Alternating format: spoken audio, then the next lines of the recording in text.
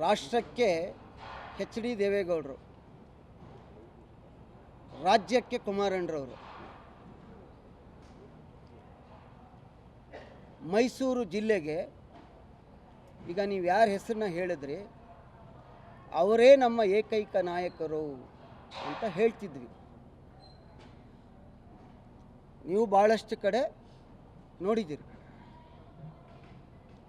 ಇದು ಒಂದು ಪ್ರಾದೇಶಿಕ ಪಕ್ಷ.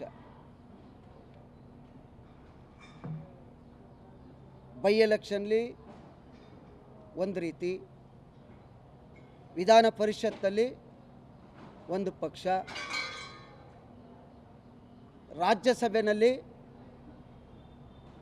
ಒಂದು ತೀರ್ಮಾನ, ನಗರ ಪಾಲಿಕೆಯಲ್ಲಿ ಒಂದು ತೀರ್ಮಾನ, ಮೇಯರ್ ಚುನಾವಣೆಯಲ್ಲಿ ಒಂದು ತೀರ್ಮಾನ,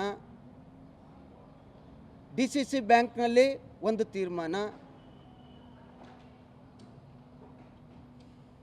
ಸಹಕಾರಿ ಯೂನಿಯನ್ನಲ್ಲಿ ಒಂದು ತೀರ್ಮಾನ. ಇದು ಪಕ್ಷದ ಮುಖಂಡರಿಗೆ, ನಿಷ್ಠಾವಂತ ಕಾರ್ಯಕರ್ತರಿಗೆ ಬಹಳ ನೋವನ್ನು ಉಂಟು ಮಾಡಿದೆ. ಈ ಕಾರಣದಿಂದ ಇದು ಯಾರ ಮನೆಯ ಮದುವೆ ಅಲ್ಲ, ಶುಭ ಸಮಾರಂಭ ಅಲ್ಲ. ಪಕ್ಷವನ್ನು ಯಾರು ನಾವು ಅಧಿಕಾರವನ್ನು ಅನುಭವಿಸಿದ್ದೀವಿ, ನಿಷ್ಠೆಯಿಂದ ಪ್ರಾಮಾಣಿಕತೆಯಿಂದ ಪಕ್ಷವನ್ನು ಕಟ್ಟುವಂಥದ್ದು ಭಾಳ ಮುಖ್ಯ.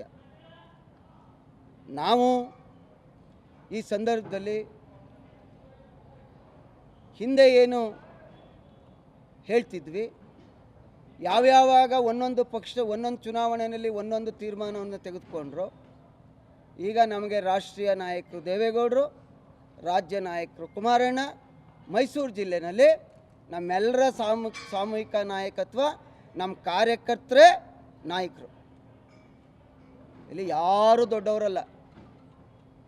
ಈಗಲೂ ಕೂಡ ನೀವು ಹೇಳಿದ್ರಿ, ನಿನ್ನೆ ಒಂದು ದೇವೇಗೌಡ ಸಾಹೇಬರಿಗೆ ಶುಭವನ್ನು ಹಾರೈಸಿದ್ದಾರೆ. ನಮಗೆಲ್ಲ ಸಂತೋಷ, ಭಾಳ ಖುಷಿ ಇದೆ.